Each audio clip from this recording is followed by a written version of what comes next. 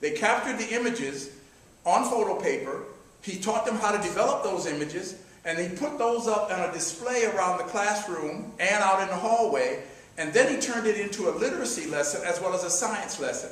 When he taught them about the camera, he also taught them the biology and the similarities of the eye. That's a biology lesson for you biology students. He taught them about the eye and the science of the eye.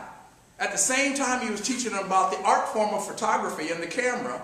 And then he taught them a literacy lesson because he said for every student who created their own image from their own camera that they created and learned how it worked, they had to create their own. You know how when you do an art exhibition, you create your own, what do they call it? I was going to call it caption, but you don't call it that. Annotation to their artwork or to their photography. So every student who wanted their work displayed had to write a description of what their image was that they created and a little bit about why they created it. So on one lesson, they learned visual arts, photography. They learned science, biology, and the science of the eye, and light refraction and all that. And at the same time, literacy and language arts skills, all of which met the curriculum requirements in the classroom, all in one lesson.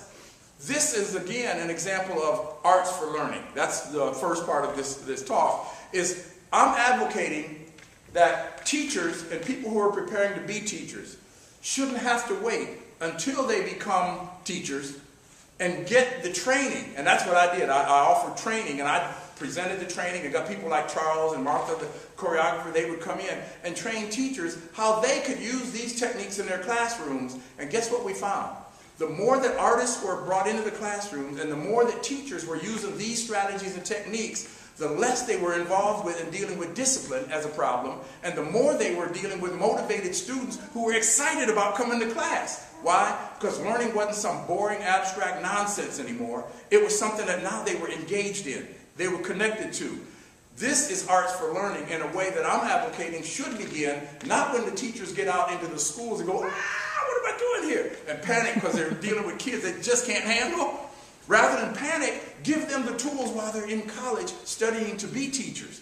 They should be teaching arts integration strategies to me in all college and university education courses for education students, but also art students who may go to do some teaching of their art should learn arts integration strategies. Does that make any sense to you? I mean, would any of you have found that learning more exciting as a style of learning in your classrooms? Yeah? Well, I mean, I know I would, because I feel sorry for my history teachers. Because, I mean, I was one of those students that if I got bored, have mercy on the teacher. You know what I mean? I just kind of messed up the classroom a little taste, you know, just to entertain myself. And then, of course, distract everybody else. And I feel bad about it now, but I was disengaged. They didn't have enough going on to stimulate me. Just kind of talking at me. It's like, closed out. In those days, if they had text messaging, I'd have been doing it. You know? But they didn't have it then, but I just glazed over and tuned out, looked out the window. If you have these kinds of strategies in the classroom, I guarantee you that students would be more engaged, more motivated, and they would learn more deeply and more effectively the things that they need to learn. This is one of the powers of the arts. In its very process, it can actually engage you in a very intellectual and also emotional way. How many of you have ever attended arts performances of any kind here? Have any of you gone to any? Do you find that whether you want to or not, when you're watching a performance, both your mind and your emotions are stimulated? You find yourself connected to it whether you're trying to or not? Do you find that happening? Do you? No? Yes? Okay. Well, if so, I'm just suggesting that that is also one of the strengths of using arts to engage students in learning, and that's why I'm an advocate for that approach. And I wanted to mention it because I think that that should be the way of the future, and I'm not the only one that thinks it. The business community has also said they realized that 18th, 19th century education was necessary for its time to prepare people to work in factories and manage them and, you know, production units and that kind of thing. But this is the age, like I said, of the economic age and the technology age and information age. They need a different skill set. And the business community is even saying, we want students who can't just manipulate and operate a computer, who don't just manipulate and operate something that produces what we want, a widget at the end of the assembly line.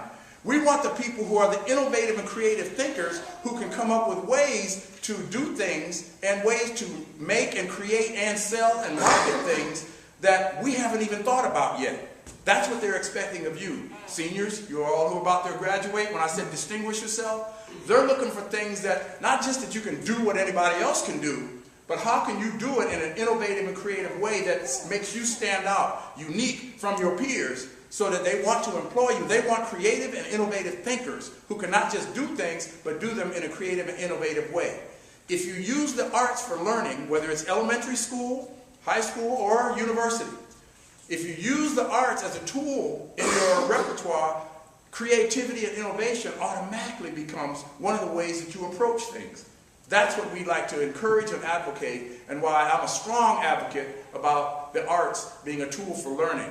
I could give you more examples, but I hope some of those help to make the point. Did that make it clear to you? I really think that we could do this, and I've seen it used in various classrooms of all time, from rural classrooms to urban classrooms, and one of the first things I noticed is that when these strategies are used, the students are ready to come into the classroom and learn, and the teacher isn't spending 60–70% of their time just trying to get them to pay attention and behave yourself. They're not, because they're so engaged. The students are loving learning. And if you can create in students not only the ability to learn and the knowledge they need, but if you can create in them the desire to learn and the excitement about learning, you got some students who then are committed to lifelong learning, and that's what keeps us all alive and growing and going.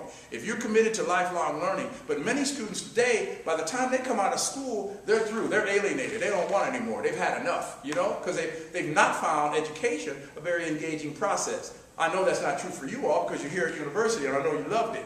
You love your education and you're going to use it, but I'm just mentioning this because this is a very necessary factor. You've got to find ways to distinguish yourselves, and that innovative and creative element needs to be brought into whatever discipline you're doing. Even engineers are no longer looking for people who can just do the traditional engineering things. They want them to be able to do it in a creative and innovative way. Does that make some sense? I'm going to touch a little bit now on arts for life, a little bit beyond just arts for learning and arts for life. I'm going to have to go back to my notes here.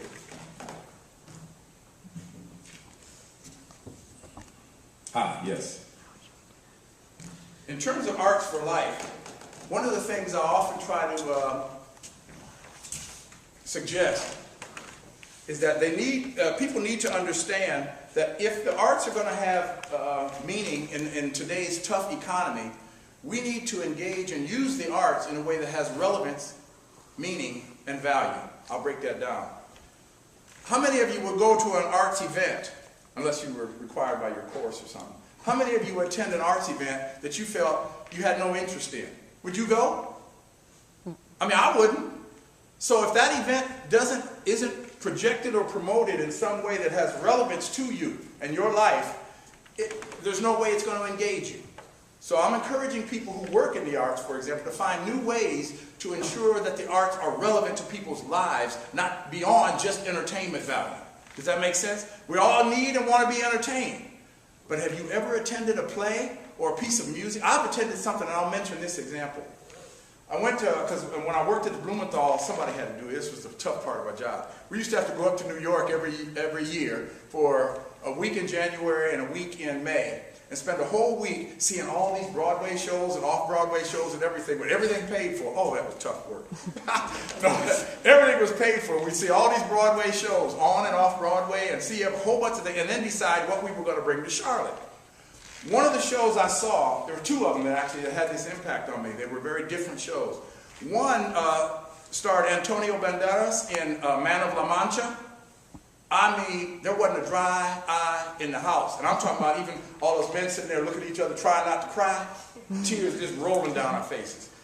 Because that story, that was a love story that if you didn't cry, or at least feel like it, your heart was made of stone. You know what I'm saying? It touched everybody.